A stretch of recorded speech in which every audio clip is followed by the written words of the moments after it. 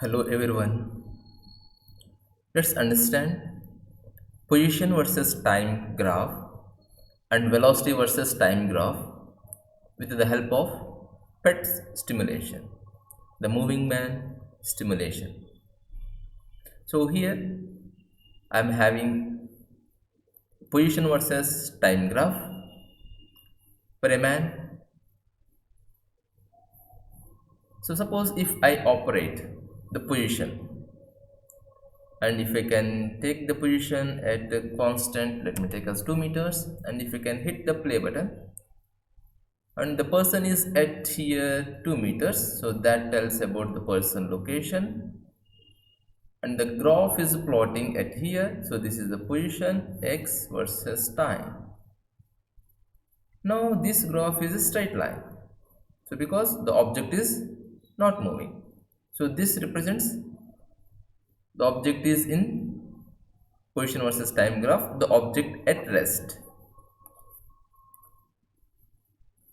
Suppose if I take to this position versus time graph along with the velocity versus time. Now here I am having position. First one is position versus time graph, which is in blue. So this is position and this is time axis. And the second one is this is velocity and this is time axis. Now if I change the velocity, suppose if I change the velocity negative 1.5 meter per second, and if I select vector velocity vector, and just you can see the two graphs. The above graph shows about position versus time, and the below graph shows about that velocity versus time. Oh, he went far away. Now if the velocity is negative, you can see the graph is like this, it is falling down. So if this is the shape of the graph, then we can understand the velocity of the object is negative.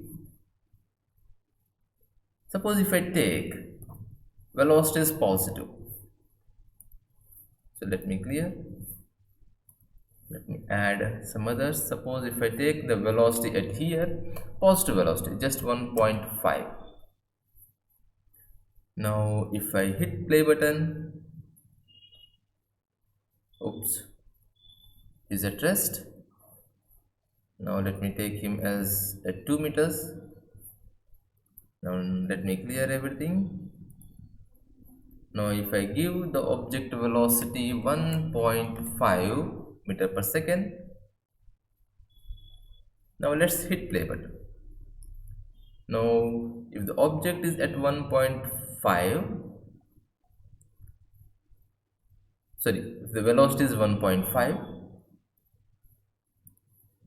we just observe the position versus velocity time graph by playing again. So at here you can see the velocity is positive, it means the object is moving forward. Now you can see the shape of the position versus time graph.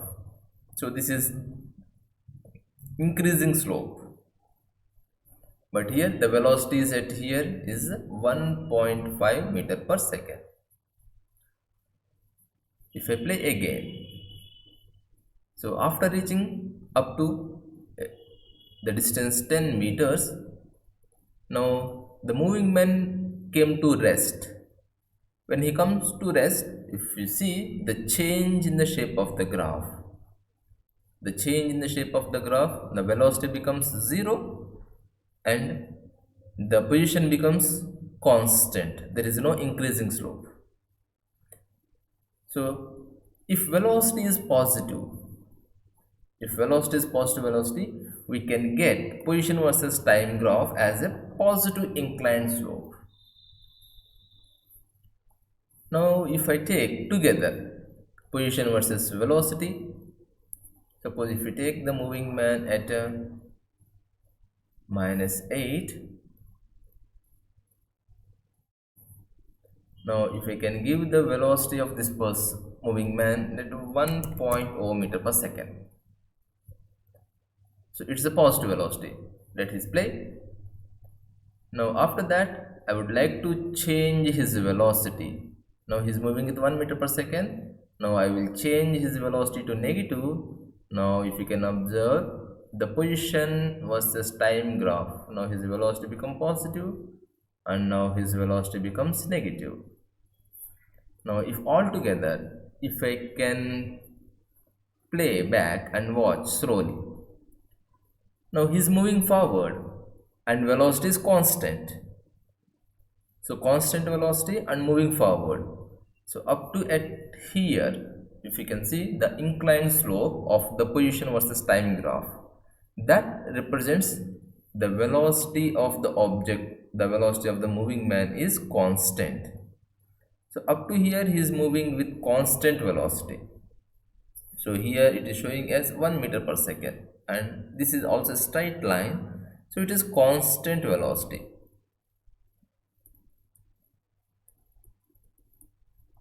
And if you can see the position versus time graph, it is having positive slope. Now after I suddenly change the velocity. So I change to down. So I gave the negative velocity. Now if I gave the negative velocity, now you can see the slope of the position versus time graph. So it is having negative slope. Now the velocity here up to here the velocity is decreased. So velocity in the negative axis. Now if you can tell that here the velocity decrease means nothing but the change in the direction. Not like that the moving man is slowing down. It is changing direction. Now again he is moving the forward. Now you can see the graph of the position versus time is having positive slope and the velocity here also having positive increasing. So like this, so it went non-uniform motion. So how we plot velocity versus time graph or position versus time graph? Accordingly, the another velocity versus time graph or position versus time graph gets changes. What does it mean? Suppose if you plot velocity versus time graph differently for moving man, according that the position also gets changes. Now in this case if I give positive velocity, I will give negative velocity negative 1.0 meter per second. Now if I can hit the play button, now if you can see the position, now if you can change that as 1.0 as positive, now if you can see that positive velocity, now if you can change that velocity as 0, now if you can see the moving man at rest. Now if you can change that velocity minus 1.0, now if you can see the moving man is moving backward. So like that the position and velocity value gets changes. So finally we can interpret from at here. So up to here the velocity is negative velocity and the slope is negative slope. It is having falling down. And up to here if you can check the velocity is positive and the slope is increasing, slope is positive. And at here up to here if you can take the velocity equal to 0, so object at rest, it means no slope.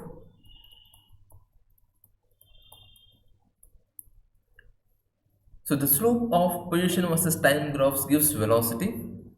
So if slope changes, the velocity direction gets changes. It changes to positive to negative. So let's understand by solving one of the example regarding the graphical model how the position velocity gets changes. So here I am having a graph which is plotted between distance versus time. So distance in terms of kilometers and time in terms of hours. So the graph shape is different, so different positions, and it is having different slopes also and different locations. So by analyzing this graph, so we need to answer certain questions. So these are the questions with me. So let me take that questions also first.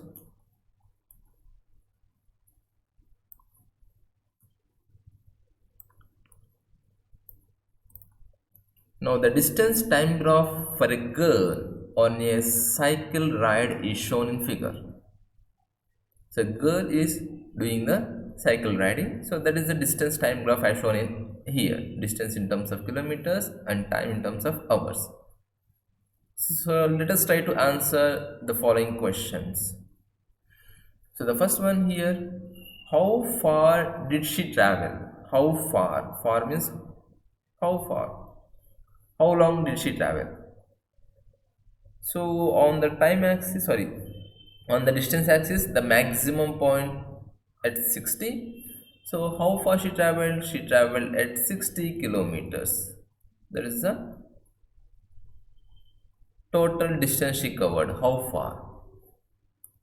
Now the second question, simple one. How long? How long did she take to travel 60 kilometers from the graph? How long did she take? So it means how long means it is time. So time is here given 1 p.m., 2 p.m., 3 p.m., 4 p.m., 5 p.m., 6 p.m. It means time taken by her equal to its 6 hours. Now the third one, what was her average speed? Average speed means nothing but total distance by total time. Here the total distance equal to 60 kilometers upon total time. Here it is 6 hours. So her average speed in terms of kilometers, 10 kilometer per hour. That is her average speed. Now how many stops did she make? How many? So by seeing the graph, we need to identify how many stops means she do not cycle. So who can do cycle for 5 hours continuously? So by seeing the graph, so how we can notice that? For stopping means if the object is at rest, if you remember the position versus time graph, if we plot the position versus time graph for object is at rest, so it becomes a straight line which is parallel to time axis. So this represents object at rest. This is the position versus time graph for an object at rest. So like that locations I am having at here, two locations we are having, that is from B to C. It is a parallel line, a straight line. BC is the parallel to time axis, and one more here also it is there. So BC and D, so those are the two. So I can write that how many stops did she make? I can give that 2 stops. 2 stops she make. And how long did she stop for altogether? How long? It means we need to count how much time she is at rest. Now for that we need to see carefully. So here one each unit goes to half hour. So because for 1 hour, 2 hour it is having half hour time interval difference. So between 5 to 6 it is 1 hour. So but this is comes to half hour, it means 5.5 hours, 5.5 p.m., 5.5 hours. So like that, so this block BC block gives me half. So this block gives me half, and B to D, this block gives me 1 hour. So this total gives me B to D is a 1 hour, and this gives me only one block is a half an hour. So that I can write it here, half an hour. So how long did she stop for altogether? So how much it is? 1.5 hour. So she stopped altogether for taking rest is 1.5 hours. Now the next one, if you see,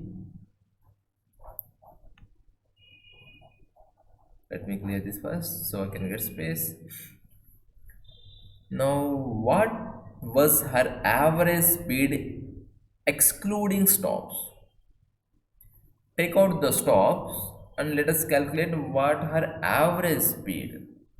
So, average speed equal to total distance upon total time. So, here we need to exclude her time. So, here exclude her time. So I think I made a mistake at here. So because when we calculate average speed, the total time at here only the 5 hours. I have counted that 6 hours since because the time is starting at 1 p.m. 1 p.m. to 2 p.m. 1 hour, 2 p.m. to 3 p.m. 1 hour, and 3 to 4, and 4 to 5, and 5 to 6. So altogether we are getting only the 5 hours. It's interval 1, 2, 3, 4, 5 hours. Now if we can do this calculation, so try to notice this correction at here. So if we can get that 5 in 6, 30 kilometers per hour. So 3 kilometers per hour.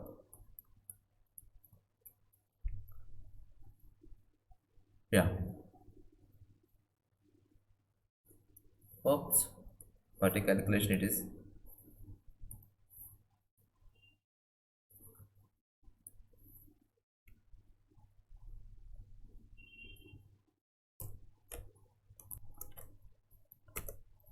So if you can cut that, so here you can get 12 fives or 60. Yeah, 12 kilometer per hour.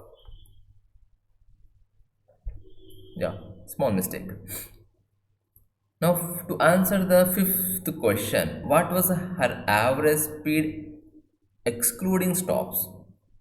So we have to exclude stops. So total stopping hours are 1.5 hour and total journey took 5 hours. So after excluding 1.5 hour, I can get that in terms of 3.5 hours. So if you can divide this 3.5 hours with 60 kilometers upon 3.5 hours.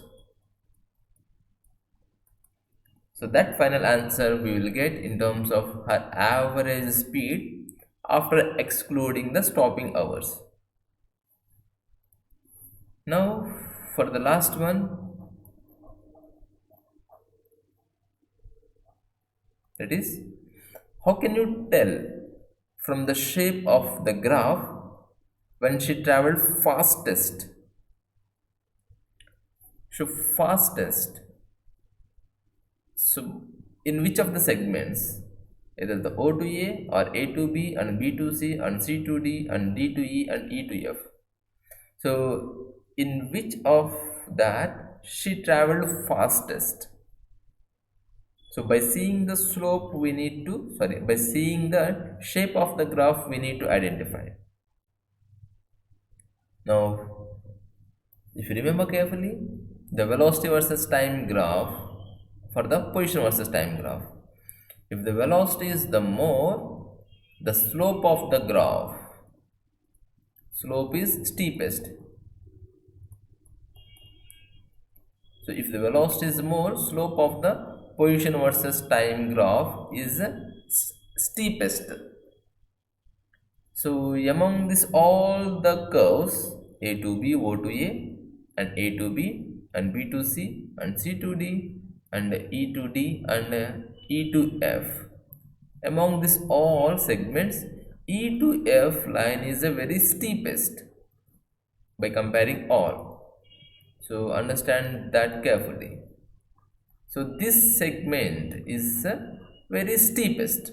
So that tells about here velocity is more. So to this answer, if you can write that How can you tell if the shape of the graph is very steepest? I can say that the segment from E to F, EF. So this is how we analyze the position versus time graph.